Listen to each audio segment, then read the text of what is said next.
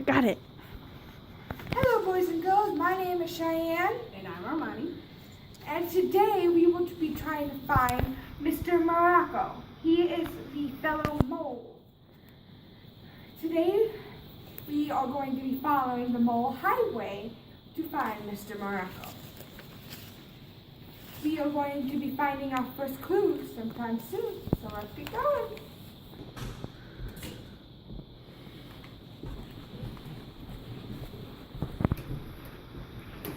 Oh look, it's a clue. Let's see what it says.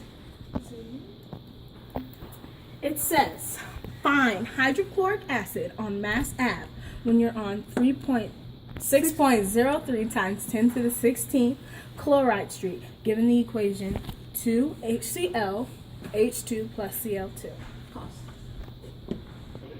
Okay, boys and girls, this is how we're going to show you how to set up a mole highway. This is how you set up a proper mole highway given the equation of 2HCl arrow H2 and Cl2.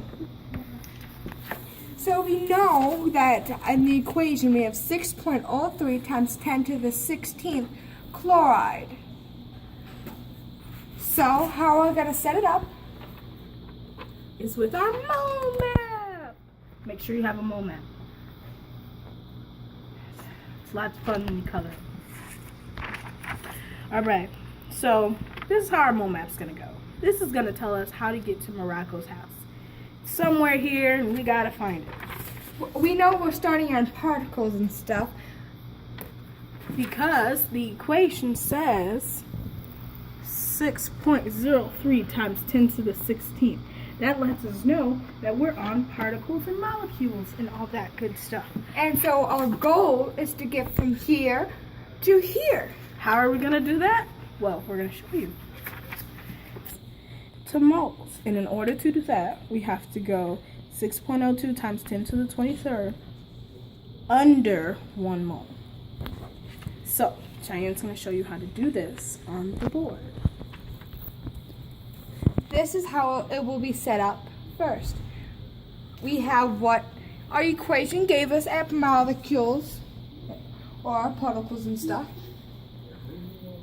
And then to get to moles, like Armani, my fellow partner, said, you have to do 6.02 times 10 to the 23rd underneath 1 mole. And that's how I set it up. So now we're here.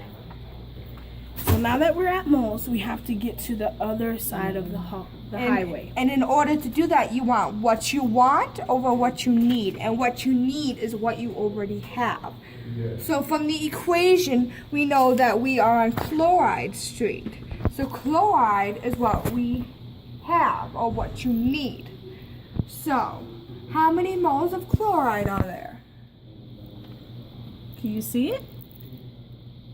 1 mole. That is correct. So 1 mole of Cl2 goes on bottom. And then what you want goes on top. So if we have hydrochloric acid and we want to get to hydrochloric acid. If we have hydrochloric acid and we want to get to Chloride Street, that means we have have chloride. Video cutter. We have chloride and we want hydrochloric acid. So hydrochloric acid will go on top of the 1 mole Cl2. So how many moles of HCl are there, boys and girls? 2.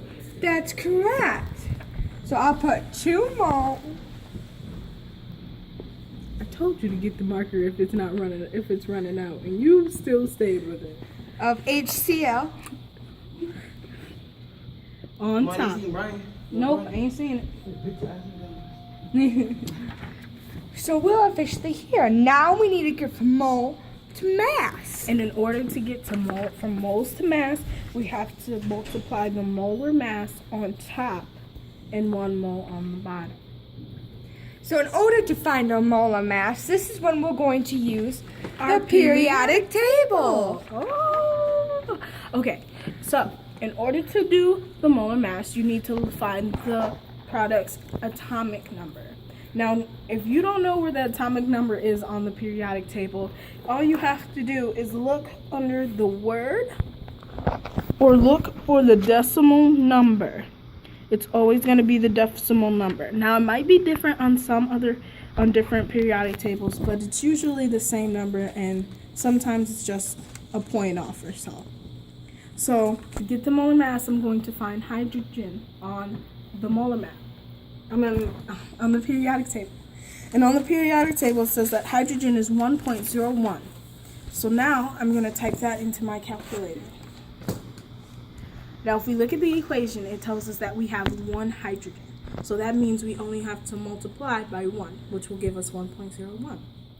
On this side, we have chloride. This is where we find chloride, and we have 1 chloride in HCl as well. So we'll have plus 35.45 in the calculator, and you should get 36.46.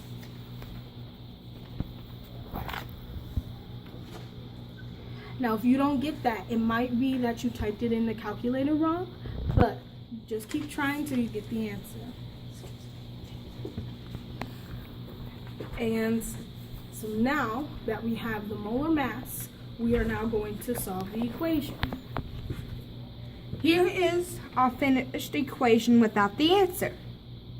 And in order to find that answer, this is how it's going to be put into the calculator. So, we have 6.03. And then for times 10, you never put in multiply by 10 because your calculator will multiply by 10, and you do not want that. So what you do is, if you have this sort of calculator, you should find the